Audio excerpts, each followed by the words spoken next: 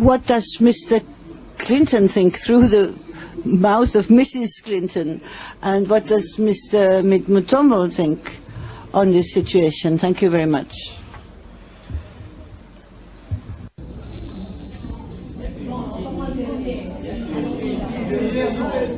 Wait, you want me to tell you what my husband thinks? My husband is not the Secretary of State. I am. So you ask my opinion, I will tell you my opinion. I'm not going to be channeling my husband. With all due respect, the fact is we had 4 dead Americans. Was it because of a protest, or was it because of guys out for a walk one night who decided they'd go kill some Americans?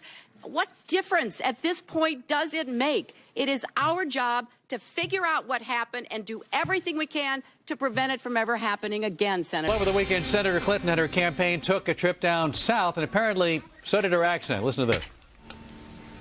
I don't feel no ways tired. I come too far from where I started from.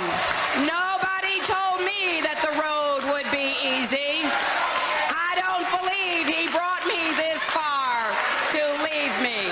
And the chair of all the mayors in the country, Mayor Palmer from Trenton, New Jersey.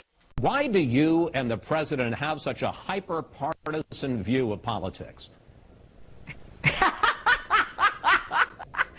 Well, Chris, if you had walked even a day in our shoes over the last 15 years, I'm sure you'd understand. Let me ask you about health care. Yeah, because I'd love for you to ask me about health care. you did come up with a new plan this week, which you say would ensure the $47 million. Thank you so much for joining us today. Don't be a stranger, and please send my best to the president. I'm sure he'll be happy to hear that, Chris. Thank you. I'm here today as a parent and a senator, and along with my colleagues and so many of the advocates from around the country, we are determined to stop a situation in which video games with pornographic and violent content are being peddled to our children. Today I'm announcing, along with my colleagues, Senator Lieberman and Bai, the Family Entertainment Protection Act. This bill will prohibit the sale of violent and sexually explicit video games. Democrat to Democrat is the unkindest cut of all, a comparison to George Bush. We've seen the tragic result of having a president who had neither the experience nor the wisdom to manage our foreign policy and safeguard our national security. We can't let that happen again. Shame on you, Barack Obama. It is time you ran a campaign consistent with your messages in public. That's what I expect from you. Meet me in Ohio. Let's have a debate. I was fighting against those ideas when you were practicing law and representing your contributor, Resco, in his slum landlord business in inner city Chicago.